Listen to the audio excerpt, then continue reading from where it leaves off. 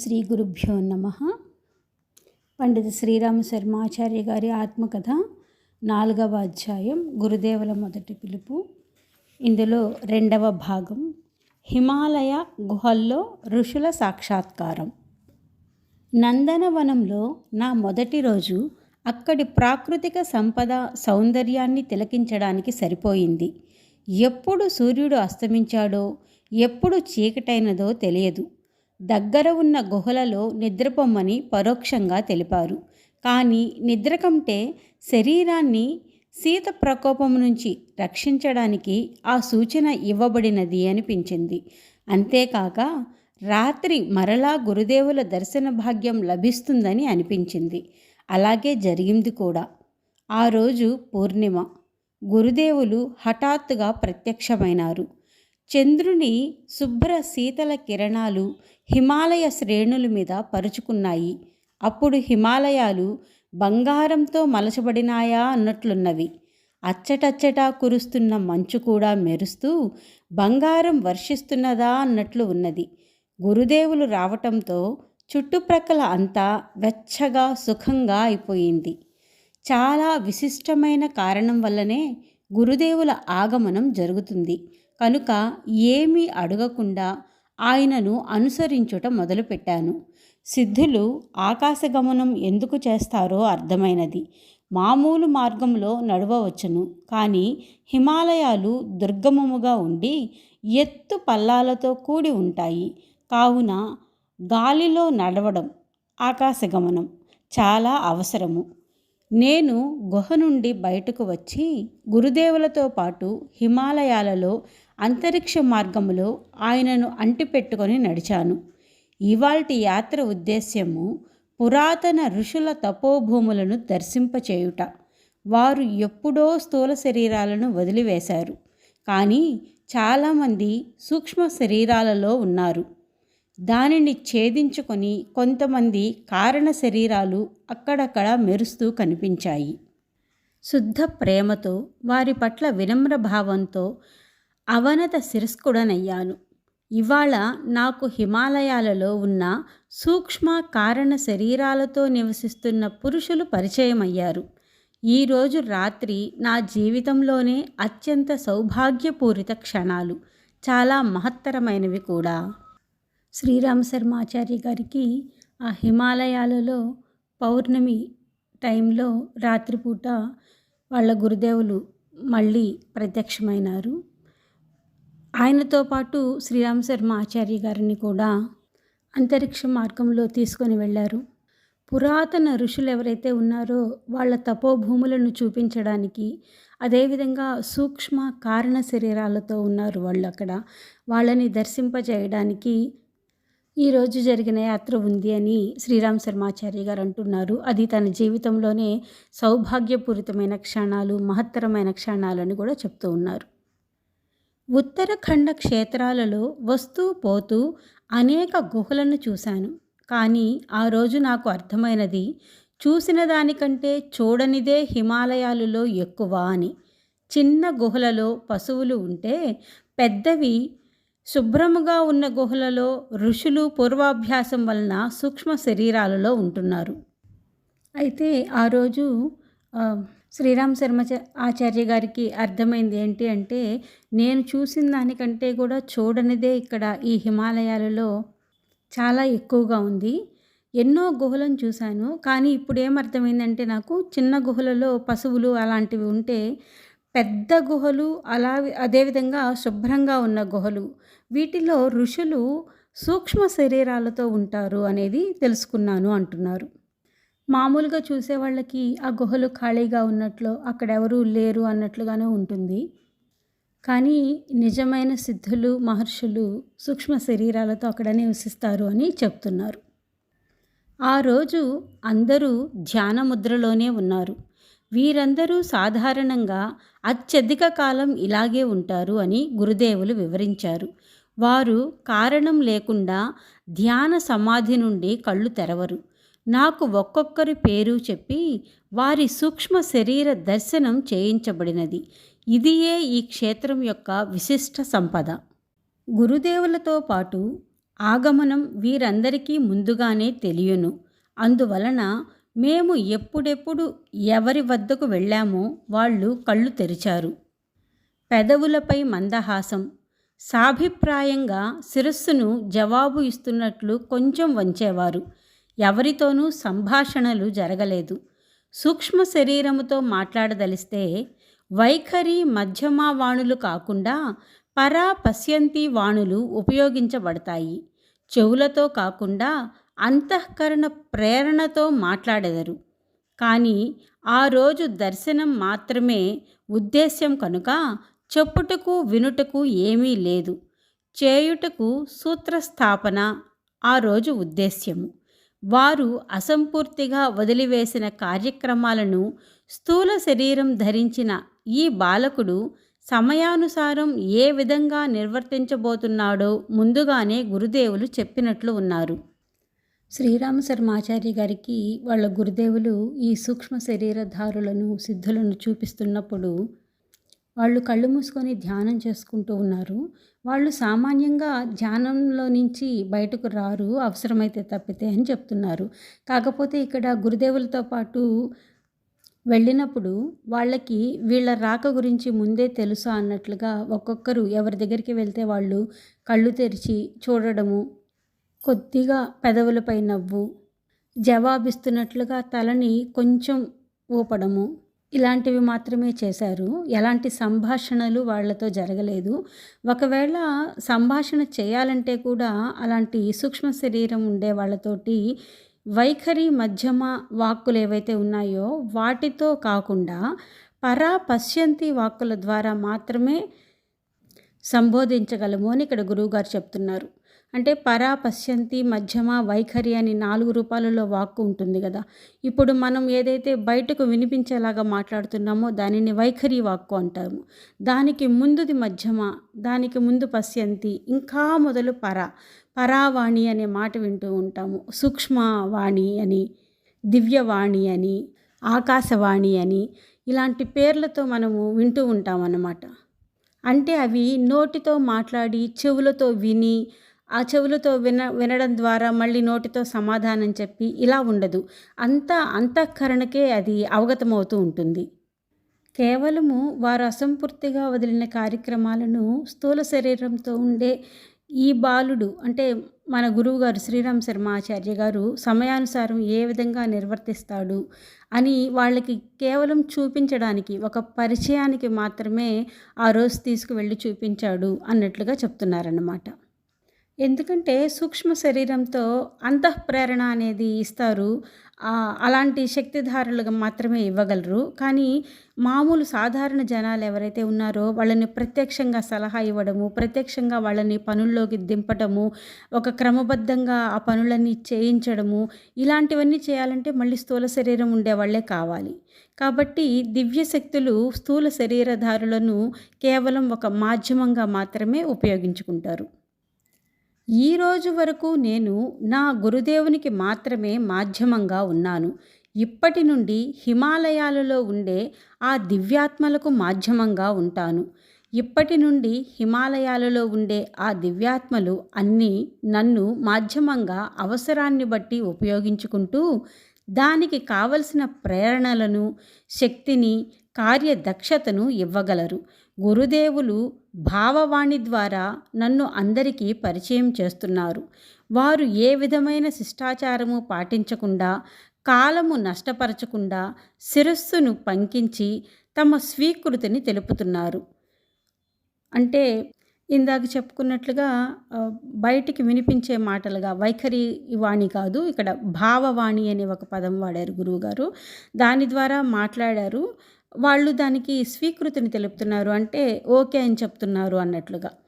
ఈ విధంగా ఆ రోజు దివ్య యాత్ర కొనసాగింది. సూర్యోదయానికి ముందే గురుదేవులు నా స్థూల శరీరాన్ని నాకు నిర్ధారించబడిన గుహ వద్ద వదిలి తమ స్థానానికి తిరిగి వెళ్ళిపోయినారు. పౌర్ణమి రోజు రాత్రి తీసుకువెళ్ళారు నన్ను అని చెప్పారు కదా. ఆ తెల్లవారేసరికే శ్రీరామ శర్మాచార్య గారిని వాళ్ళ గురుదేవులు గురువుగారి గుహ దగ్గర వదిలిపెట్టేసి తిరిగి వెళ్ళిపోయారు. ఆ రోజు ఋషి లోకాన్ని మొదటిసారి చూశాను.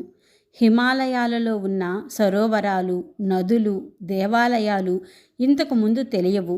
నన్ను నా స్థానానికి తిరిగి చేర్చినప్పుడు గురుదేవులు ఋషులను కలవడానికి నా తరపు నుండి ఎట్టి ప్రయత్నము చేయవద్దని ఆజ్ఞాపించారు.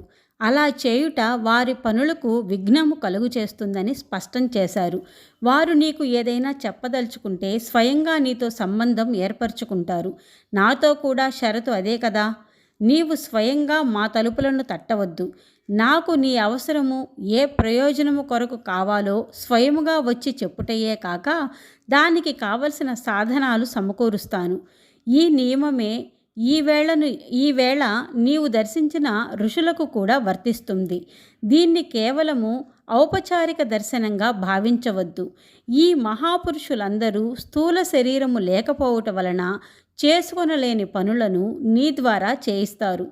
మహాత్ములతో నీలాంటి సత్పాత్రుల ద్వారానే సంబంధం ఏర్పడుతుంది. ఇప్పటి నుండి వీరి ఆదేశాలను కూడా నా ఆదేశాలుగానే శిరోధార్యము చేసి చెప్పినట్లు చేయడానికి నీ సంపూర్ణ శక్తిని వినియోగించు అని అన్నారు. నేను నా స్వీకృతిని తెలపడం కంటే ఏమి చేయగలను? సరే అని శిరస్సు వంచాను. గురుదేవులు అదృశ్యమయ్యారు. శ్రీరామ్ శర్మ ఆచార్య గారికి వాళ్ళ గురుదేవులు ఒక కండిషన్ పెట్టారు అని చెప్తున్నారు. గుహ దగ్గర తిరిగి వదిలి వెళ్ళినప్పుడు నీకై నువ్వు ఒంటరిగా మళ్ళీ తిరిగి వాళ్ళని కలవాలనో వాళ్ళతో మాట్లాడాలనో ఏదైనా ట్రై చేస్తావేమో అక్కడికి వెళ్ళడానికి. అలాంటి ప్రయత్నాలు ఏమీ నువ్వు చెయ్యొద్దు. వాళ్ళని ఎలాంటి సందర్భంలోనూ డిస్టర్బ్ అనేది చెయ్యొద్దు. నాతో ఏ విధంగా అయితే నీకు ఒక సంబంధం అనేది ఉందో అదే విధమైన సంబంధం వాళ్ళతోనూ ఏర్పడుతుంది. నేను ఏ విధంగా అయితే అవసరమైనప్పుడు నీకు ప్రత్యక్షమయ్యి ఏం కావాలో చెప్పి నువ్వు ఆ పనులు చేయడానికి ఏ విధంగా నేను సహకరిస్తున్నానో అదేవిధంగా ఆ సూక్ష్మ శరీరదారులు కూడా చేస్తారు. కేవలము వాళ్ళకి స్థూల శరీరం లేకపోవడం వలన నిన్ను తగిన పాత్రత కలిగిన వాడిగా గుర్తించి ఆ పనులను నీకు అప్పచెప్పడం జరుగుతుంది.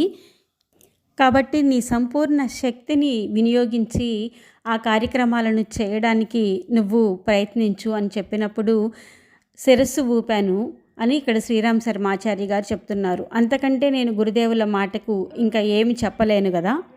కేవలము తల ఊపుతూ నా అంగీకారాన్ని మాత్రం తెలిపేశాను అని చెప్పారు. వెంటనే గురుదేవులు అదృశ్యమయ్యారు అని చెప్తున్నారు.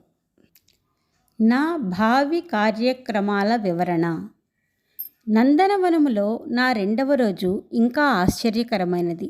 క్రిందటి రాత్రి గురుదేవులతో దర్శించిన ఋషుల సాక్షాత్కార దృశ్యం నా కళ్ళ ముందు సినిమా రీల్లాగా తిరుగుచున్నది. నా భవిష్యత్ కార్యక్రమాలను నిర్ధారించుకొనుటకు గురుదేవుల కొరకై నిరీక్షిస్తున్నాను. ఎండలో నందనవనము అంతా పూల పానుపు పరిచారా అన్నట్లు ఉన్నది. రకరకాల రంగుల పువ్వులు అన్ని చోట్ల వికసించి మనస్సును ఆహ్లాదపరుస్తున్నాయి. గురుదేవులు వెల్లువగా సాక్షాత్కరించారు. సంభాషణ మొదలుపెట్టారు. ఆయన ఇలా అన్నారు. నాకు నీ క్రిందటి జన్మల శ్రద్ధ సాహసము పూర్తిగా తెలుసు. ఈసారి నిన్ను ఇక్కడికి పిలిచి అతి క్లిష్టమైన పనుల కార్యభారాన్ని మోయగలవో లేదో అని 3 పరీక్షలు పెట్టాను. నీ యాత్రల పొడుగున అనుక్షణం నీతోనే ఉన్నాను. ప్రతి సంఘటన వలన నీలో వచ్చే ప్రతిక్రియలను చాలా జాగ్రత్తగా గమనించాను. దాని వలన నేను పూర్తిగా సంతుష్టడనైనాను. నీ మనోభూమి నమ్మదగినది. సుదృఢం కాకపోతే ఈ క్షేత్రములో నివసించే సూక్ష్మ శరీరాలతో ఉండే ఋషులు నీ ముందు ప్రత్యక్షమయ్యేవారు కారు. నీ సామర్థ్యం గుర్తించి వారు తమ మనోభావాలను నీకు వివరించారు. అసహాయులకు, బలహీనులకు, సామర్థ్య రహితులకు వారు తమ మనోభావాలను అసలు వ్యక్తం చేయరు. నీ సమర్పణ పరిపూర్ణం అయినది కనుక నీ శేష జీవిత కార్యక్రమాన్ని వివరిస్తాను. దీనిని సమగ్ర నిష్ఠతో పూర్తి చేయి. మొదట 24 సంవత్సరములు 24 గాయత్రి పురస్చరణలు పూర్తి చేయి. దీనివల్ల నీ దృఢత్వంలో కొద్దిపాటి లోపాలు తీసివేయబడి పూర్ణత్వం సిద్ధిస్తుంది. అంటే ఇది మొదటి హిమాలయ యాత్ర కదా, ఇంకా 24 సంవత్సరాలు పూర్తి కాలేదు కాబట్టి మళ్ళీ ఒకసారి ఆ విషయాన్ని కూడా ఇక్కడ చెప్తూ ఉన్నారు. పెద్ద పనులను నిర్వహించడానికి సామర్థ్యం పెద్దది కావాలి. దీని కొరకై ఈ అనుష్ఠాన కార్యక్రమాలు. రెండవది, నీ స్వాధ్యాయ కార్యక్రమాన్ని తుది వరకు కొనసాగిస్తూ ఉండు. అటు పిమ్మట ఆర్ష గ్రంథాలను అనువదించి అందరికీ అందజేయి. నశించుచున్న దేవ సంస్కృతి పటిష్టమై ముందు ముందు ఒకే విశ్వ సంస్కృతిని స్థాపించడానికి ఇది దోహదం చేస్తుంది. స్వాధ్యాయాన్ని మాత్రం వదలొద్దు, చివరి వరకు చేస్తూనే ఉండు అన్నారు. అదేవిధంగా దేవ సంస్కృతి పటిష్టం కావడానికి ఆర్ష గ్రంథాలను అనువదించమని చెప్తున్నారు. ఎందుకంటే ఒకే విశ్వ సంస్కృతి తిరిగి స్థాపించబడాలి అంటే దానికి ఇది కావాలి అని చెప్తున్నారు. అంతేకాక స్థూల శరీరము ఉన్నంత వరకు మానవులలో దేవత్వ వికాసము, పృథ్వీ మీద స్వర్గావతరణ కొరకు అందరికీ సులభముగా అర్థమయ్యే సాహిత్యాన్ని సృజించు. ఇది నీ సాధనా శక్తితోనే సంభవం అవుతుంది. సమయము ఆసన్నమైనప్పుడు అనేక మంది సత్పాత్రులు చేరి మొదలెడిన పనిని పూర్తి చేస్తారు. ఇక్కడ శ్రీరామ్ శర్మాచార్య గారితో వాళ్ళ గురుదేవులు చెప్తూ ఉన్నారు, నువ్వు ప్రయాణం చేస్తున్నంత వరకు కూడా హిమాలయాలకు నీ పక్కనే నేను ఉన్నాను. నువ్వు అడుగడుగునా నీకు వచ్చిన అడ్డంకులను ఎలాంటి మనసు నిబ్బరంతో, ఎలాంటి స్థిమితంగా, ఏ విధంగా అయితే నువ్వు వాటిని అన్నింటినీ కూడా ఎదుర్కొన్నావో గమనిస్తూనే ఉన్నాను. నువ్వంతా కరెక్ట్గానే చేశావు. నీ మీద ఒక నమ్మకం కుదిరింది. నువ్వు పాత్రత కలిగిన వాడివి కాబట్టే సూక్ష్మ శరీరధారులు కూడా నీకు కనిపించారు. వాళ్ళ మనోభావాలను వాళ్ళు వివరించగలిగారు. మామూలు వాళ్ళతో అయితే అసహాయులు, బలహీనులు, లేకుంటే స్వార్థపరులు, ఇలాంటి వాళ్ళకైతే వాళ్ళు అస్సలు కనపడరు. సామర్థ్యం లేని వాళ్లకు వాళ్ళు వ్యక్తం కారు. నీ పూర్వజన్మల్లో కూడా నువ్వు నాకు తెలుసు, నువ్వు ఎంత నిష్టగా శ్రద్ధ సాహసాలతో ఉన్నావు అనే విషయము. కాబట్టి ఇక ముందు నువ్వు ఏం చేయాలి అనేది కూడా చెప్తూ ఉన్నాను. 24 సంవత్సరాల పాటు 24 గాయత్రి పురస్చరణలు పూర్తి చెయ్యి. పెద్ద పనులకు సామర్థ్యం అనేది కావాలి. దానికి అనుష్ఠాన కార్యక్రమాలు అనేవి చెయ్యాలి.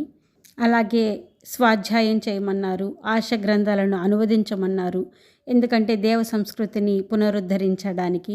దానితో పాటు ప్రజలందరికీ సులభంగా అర్థమయ్యే సాహిత్యాన్ని కూడా రాయమని ఇక్కడ చెప్తున్నారు. ఎందుకంటే భూమి మీద స్వర్గావతరణ జరగాలి, మానవులలో దేవత్వ వికాసం జరగాలి అంటే ఇది చాలా అవసరమని చెప్పారు. ఇదంతా నీ సాధనా శక్తితోనే సంభవం అవుతుంది. అవసరాన్ని బట్టి సత్పాత్రులు ఎవరైతే ఉన్నారో వాళ్ళు నీకు తోడుగా ఉంటారు పనిని పూర్తి చేయడంలో. అదేవిధంగా మూడో పని, స్వాతంత్ర సంగ్రామంలో ఒక సైనికుల్లాగా, కార్యకర్తలాగా ప్రత్యక్షంగా పరోక్షంగా కూడా పనిచేయమని చెప్పారు. 1947 వరకు నువ్వు ఈ పని చేయవలసి ఉంటుంది. అప్పటికి నీ పురస్కరణ చాలా వరకు పూర్తి అవుతుంది. ఇది ఒక ఫస్ట్ స్టెప్.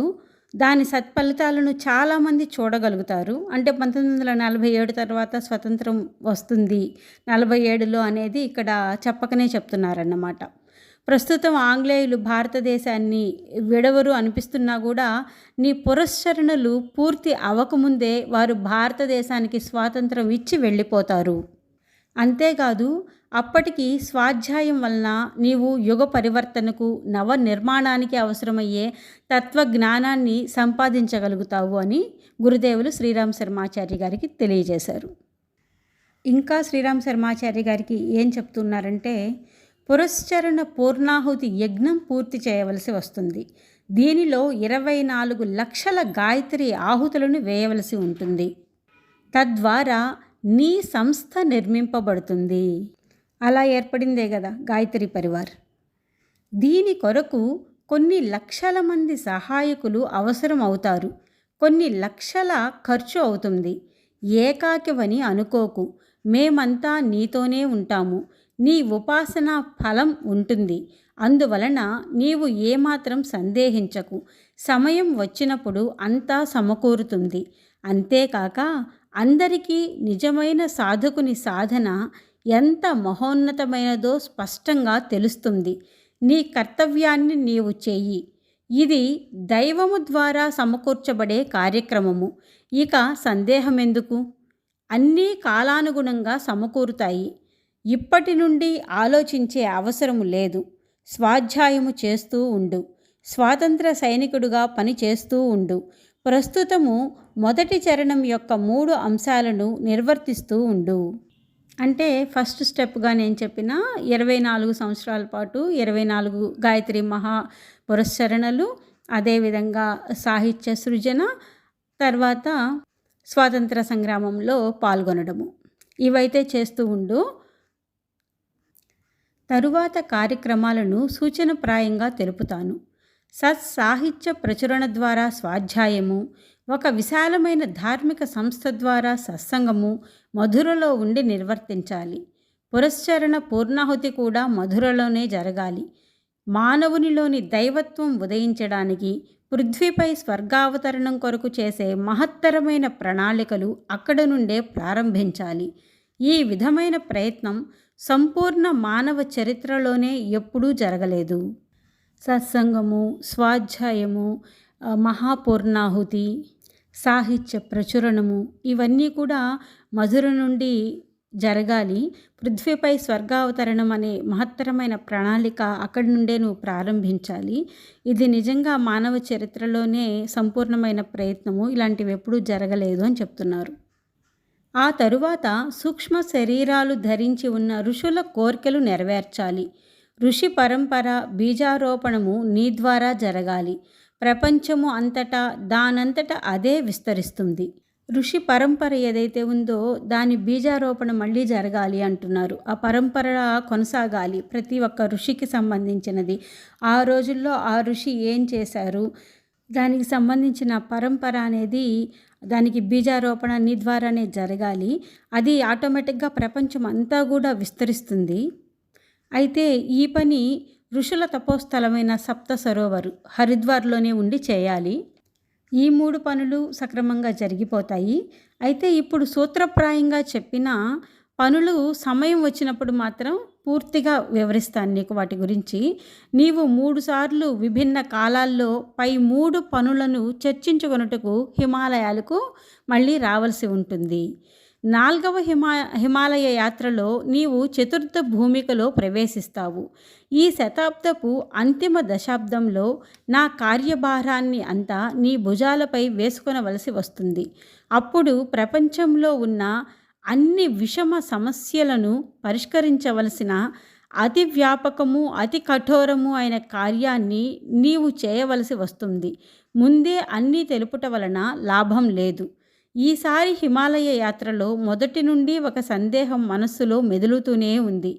హిమాలయ గుహలలో సిద్ధపురుషులు ఉంటారని, వాళ్ళ దర్శనం మాత్రాన సిద్ధులు లభిస్తాయని జనశ్రుతి ఎంతవరకు నిజము, ఇది వదంతి అని నాకు అనిపించింది. మొత్తానికి శ్రీరామ్ శర్మాచార్య గారికి వాళ్ళ గురుదేవులు చెప్తూ ఉన్నారనమాట, నువ్వు ఈ పనులు చేయవలసి ఉంది. ఇంకా 4వ హిమాలయ యాత్రలో అయితే ఇంకా అసలు చతుర్థ భూమికలోకి ప్రవేశిస్తావు. నీ భుజాలపైనే కార్యభారం అంతా కూడా వేసుకోవలసి ఉంటుంది, చేయవలసి ఉంటుంది. ఇవన్నీ కూడా ఇప్పటికిప్పుడు చెప్పి కూడా లాభం లేదు. అంటే వాటి గురించి నీకు ముందే తెలిపి లాభం లేదు. సమయాన్ని బట్టి ఏది ఎప్పుడు అవసరమవుతుందో, ఏ కార్యక్రమం ఎప్పుడు కావాలో అవన్నీ కూడా దాని ప్రకారమే జరుగుతాయి అన్నట్లుగా ఇక్కడ గురువుగారు చెప్తూ ఉన్నారు. అయితే ఇలా చెప్తూ ఉన్నప్పుడు ఈసారి హిమాలయ యాత్రలో మొదటి నుంచి నాకు ఒక సందేహం ఉంది అని గురువుగారి మనస్సులో అది మెదిలిందనమాట. అదేంటంటే హిమాలయ గుహల్లో సిద్ధపురుషులు ఉంటారు, వాళ్ళని చూసినంత మాత్రాన్ని సిద్ధులు లభిస్తాయి అనే జనశ్రుతి అనేది ఒకటి ఉంది కదా, అంటే జనాలు మాట్లాడుకునే మాటలు ఉన్నాయి కదా, అది ఎంతవరకు నిజము, అసలుకి ఇది వదంతి అని నాకైతే అనిపించింది. నమ్మకం కలగలేదు నాకు అని. ఇలాంటి భావాలు ఆలోచనలతో ఉన్నప్పుడు గురుదేవులు నా మనసులోని భావాలను కనిపెట్టారు. అంటే నేను వారిని అడగకుండానే తెలుసుకున్నారు. నా భుజముపై చేయి వేసి ఇలా అన్నారు, నీకు సిద్ధపురుషుల అవసరం ఏముంది? ఋషుల సూక్ష్మ శరీరాల దర్శనం నీకు తృప్తినియలేదా? నా మనస్సులో అవిశ్వాసమా? అది స్వప్నంలో కూడా జరగదు. ఇది కుతూహలం మాత్రమే.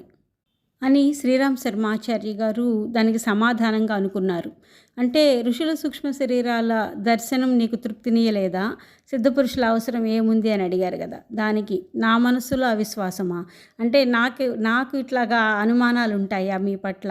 అది కలలో కూడా జరగదు. కేవలం ఒక కుతూహలం మాత్రమే ఇది అని అనుకున్నారు. మనస్సును చదవగలిగే ఆ దేవాత్మ ఇలా అన్నారు. అంటే నా మనస్సును చదివేయగలిగే మా గురుదేవులు అంటున్నారు. వారు నిశ్చయంగా ఉన్నారు. కానీ ఈ మధ్యకాలంలో 2 మార్పులు వచ్చాయి. రోడ్డు వాహనాల సౌకర్యం ఎక్కువగుట చేత, యాత్రికులు ఎక్కువగుట చేత వారి సాధనకు విఘ్నం వస్తుంది. రెండవది, వేరొక చోటకి వెళ్ళిపోతే శరీరాన్ని పోషించడం సమస్య అవుతుంది. అందువలన వారు స్థూల శరీరాలను పరిత్యజించి సూక్ష్మ శరీరాలను ధరించారు. దానివలన వీరు ఇతరులకు కనిపించకపోవడమే కాకుండా నిర్వాహక సాధనాల అవసరం కూడా ఉండదు. అందువలన వీరు శరీరాలనే కాక స్థానాన్ని కూడా మార్చివేశారు. అన్నీ మారిపోయినప్పుడు వాళ్ళు ఇంకా ఎలా దృష్టిగోచరమవుతారు? సత్పాత్రులైన సాధకులు లేకపోవటం వలన కూడా తమ దర్శనాలను అపాత్రులకు ఇచ్చి వారిని అనుగ్రహించి తమ శక్తిని నష్టపరుచుకోలేరు. అందువలన అందరూ వెతికే ఆ సిద్ధులు కనిపించరు. మరలా హిమాలయాలకు వచ్చినప్పుడు సిద్ధపురుషులను చూపిస్తాను. శ్రీరామ్ శర్మాచార్య గారికి ఇక్కడ సందేహాన్ని నివృత్తి చేసే విధంగా వాళ్ళ గురుదేవులు చెప్తున్నారు. నీ సందేహం అయితే బాగానే ఉంది, అంటే నీకు సిద్ధపురుషులు కనపడలేదు అని జనాలందరూ అనుకుంటూ ఉంటారు. హిమాలయాలకి వెళ్ళేటప్పుడు దారిలో ఉంటారు, గుహల్లో ఉంటారు, వాళ్ళని చూస్తేనే పాపాలు నశించిపోతాయి అని. కానీ అలాంటి వాళ్ళు ఎవరూ కనపడలేదే, అసలు నిజంగా ఉన్నారా లేరా అని నీ సందేహము. కానీ అలాంటి వాళ్ళు నిజంగా ఉన్నారు. కాకపోతే నీకెందుకు కనపడలేదు అంటే దానికి 2 కారణాలు ఉన్నాయి. ఈ మధ్య రోడ్డు వాహనాల సౌకర్యం బాగా ఎక్కువైపోయింది. అంటే ఇంతకుముందు కాలంలో కేవలము కాలి నడకన మాత్రమే, కాలిబాటలోనే చాలా కష్టతరమైన ప్రయాణం అనేది ఉండేది. కాబట్టి శ్రద్ధ కలిగిన వాళ్ళు మాత్రమే, ఆ తపన ఉండేవాళ్లే వెళ్ళేవాళ్ళు. కాకపోతే ఇప్పుడేమైంది, రోడ్డు వాహనాల సౌకర్యం బాగా పెరిగిపోయేసరికి డబ్బుంటే చాలు ఎవరైనా సరే వెళ్ళిపోవచ్చు అన్నట్లుగా వెళ్ళిపోతున్నారన్నమాట.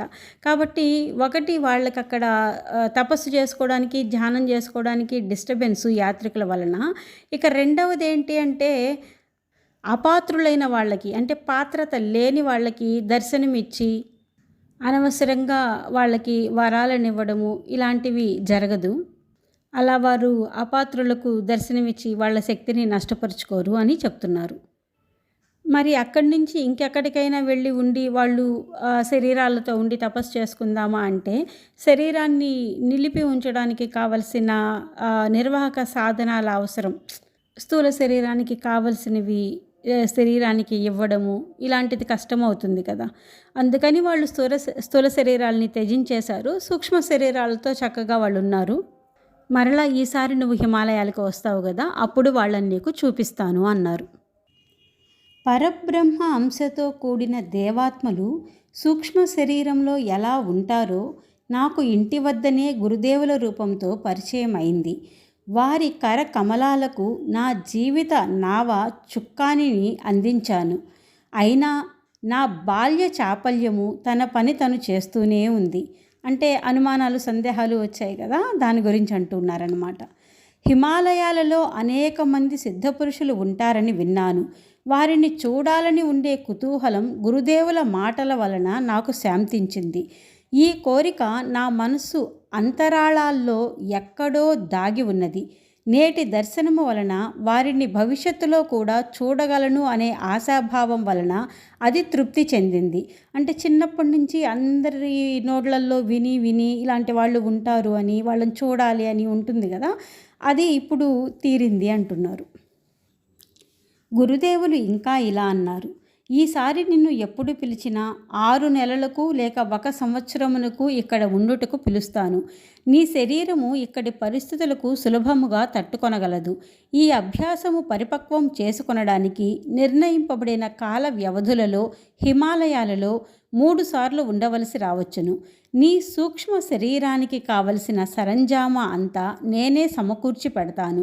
స్థూల శరీరము నుండి సూక్ష్మ శరీరము, అక్కడి నుండి కారణ శరీరములోనికి ప్రవేశించడానికి తీవ్రమైన తపస్సు చేయవలసి వస్తుంది. శరీరాన్ని ఆకలి, చలి, దాహం, వేడి, నిద్ర, అలసట, చికాకు పెడతాయి. ఈ 6 ఇంటిలో ఉండి గెలవడం కష్టం. అవసరాలు తీర్చే పరిస్థితుల వలన తీవ్ర తపశ్చర్య కఠినమవుతుంది. అంతేగాక మనస్సును ఆవహించి ఉండే కల్మషాలు ఏదో ఒక సంఘటనల వలన ఇంటి వద్ద ఎక్కువ అవుతాయి. అందువలన కామ, క్రోధ, మోహ, లోభ, మద, మాత్సర్యములు అనే 6 శత్రువులను అరణ్యంలో ఉండే గెలవడానికి ప్రయత్నం చేయాలి. ఇంటి వద్ద నీకు సమయం కూడా దొరకదు. నిర్జన ప్రదేశములో వేరుగా ఉండి లోపల జరిగే ఈ మల్ల యుద్ధంలో గెలుపొందడం తేలిక అవుతుంది. హిమాలయాలలో ఉండి నీవు శారీరక తితీక్షతో మానసిక తపస్సు చేయి. ఈ విధంగా 3 సార్లలో 3 సంవత్సరాల కాలము తపస్సు చేస్తే మిగిలిన సంవత్సరాలలో జన సమూహము మధ్య ఉన్న హిమాలయాలలో అభ్యసించిన సాధన ఎంత పరిపక్వమైనదో తెలుసుకోగలుగుతావు. ఈ కార్యక్రమం గురుదేవులు సిద్ధం చేసిన నా కోరిక కూడా అదే. స్వాధ్యాయము, సత్సంగము, మనన ధ్యానముల వలన 10 ఇంద్రియాలను 11వది అయిన మనస్సును నిగ్రహించి ఆత్మ సంయమనము చేయగలిగితే మనిషిలోని బలహీనతలు సమసిపోవటయే కాక అనేక దివ్య విభూతులు ప్రస్ఫుటమవుననే సత్యము యొక్క అనుభూతి కలుగుతుంది. గురుదేవులు చెప్పడమే కాదు, నా కోరిక కూడా అదే. నిజంగా కామక్రోధ లోభ మోహ మద మాత్సర్యాలను కంట్రోల్లో పెట్టుకోవడము, కఠినమైన దీక్షను కొనసాగించడము, శరీరాన్ని సక్రమంగా మనసును సరైన దారిలో ఉంచుకోవడము, ఇవన్నీ కూడా నిజంగా చాలా అవసరమైనవి. సత్యం యొక్క అనుభూతిని పొందడానికి ఇవి దివ్య విభూతుల్లాగా ఇవి పనికి వస్తాయి. సశరీరంగా సిద్ధపురుషులు అవడానికి ఇదే రాజమార్గము. ఇంద్రియ నిగ్రహము, ఆత్మ నిగ్రహము, సమయ నిగ్రహము, మనోనిగ్రహము, ఈ 4 నిగ్రహాలు వలన మనిషి మహామానవుడిగా రూపొందుతాడు. ఈ కామ, క్రోధ, లోభ, మోహ, మదమాశ్చర్యాలు ఏవైతే ఉన్నాయో వీటిల్ని గెలవగలిగితే అనేక లౌకిక శుద్ధులు కూడా హస్తగతమవుతాయి. నేను తపోనిష్టలోనే జీవితం గడపాలని అనుకునేవాడిని. కానీ సమర్పిత జీవితంలో స్వేచ్ఛాచరణం ఎలా వీలవుతుంది?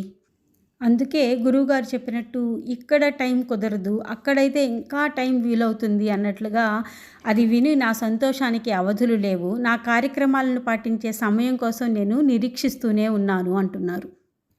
గురుదేవులు ఇలా అన్నారు, ఇక సంభాషణలు చాలు, నీవు గంగోత్రి వెళ్ళు. అక్కడ నీకు నివాసము, ఆహారము కొరకు వసతి ఏర్పాటు చేశాను. గౌరీకుండు, భగీరథ శిల మీద కూర్చొని నీ సాధనా కార్యక్రమాన్ని ఆరంభించు. 1 సంవత్సరం కాగానే వెళ్ళు. నేను అన్ని విధాలా గమనిస్తూ ఉంటాను. గురుదేవులు అంతర్ధానమై ఆయన దూత నన్ను గోముఖము వద్ద దించాడు. ఆయన నిర్దేశించిన స్థానంలో సాధన పూర్తి చేశాను. నిర్ణీత సమయము కాగానే నేను తిరుగు ప్రయాణం మొదలుపెట్టాను. ఈసారి నాకు ఏ విధమైన కష్టాలు ఎదురవలేదు. అవి పరీక్షలు కనుక కృతార్థుడనవగానే కష్టాలను ఎదుర్కొనవలసిన అవసరం ఏర్పడలేదేమో. 1 సంవత్సరం కఠోర సాధన చేసి ఇంటికి తిరిగి వచ్చాను. నేను 8 పౌనుల బరువు పెరిగాను. మొహం గుండ్రంగా తయారై ఎర్రగా అయింది. శారీరక మానసిక సామర్థ్యం పెరిగింది. నా చుట్టూ ప్రసన్న వాతావరణం ఎప్పుడూ ఉండేది. తిరిగి వచ్చాక అందరూ గంగామాత ప్రసాదం అడిగారు. గంగోత్రి నుండి తెచ్చిన ఇసుకనే చిటికెడు ఇచ్చాను. గోముఖము నుండి తెచ్చిన జలాన్ని ప్రసాదముగా ఇచ్చాను. కంటికి కనిపించే ప్రత్యక్ష ప్రసాదం ఇదే కదా. ఈ సంఘటన నా జీవితంలో అతి ముఖ్యమైన మలుపు. దీని తరువాత కూడా హిమాలయాలకు అనేకసార్లు వెళ్ళాను. నా లక్ష్యము కూడా అదే. కానీ గురుదేవులతో పాటు ఈ విశ్వ వ్యవస్థను సంచాలనం చేసే ఋషుల దివ్య దర్శనము నా అంతఃకరణ మీద చెరగని ముద్ర వేసింది. నాకు భావి జీవిత యాత్రలో సహకరించి నా లక్ష్య సాధనకు తోడ్పడే జాగృత ప్రాణవంతుల పరిచయం ఈ యాత్రలోనే జరిగింది. నా మొదటి హిమాలయ యాత్ర అనేకుల ప్రేరణ ఇవ్వగలిగే అనుభవాల కథ. ఇది మొదటి హిమాలయ యాత్ర కాబట్టి గురువుగారికి అనేక రకాల అనుభవాలు, అనుభూతులు కలిగాయి. అనేకులకు ప్రేరణ కూడా ఇవ్వగలుగుతుంది ఈ కథ. నా అనుభవాల ఈ కథ అని గురువుగారు చెప్తున్నారు. మిగతాది తర్వాత భాగంలో చూద్దాము. జై గురుదేవ్.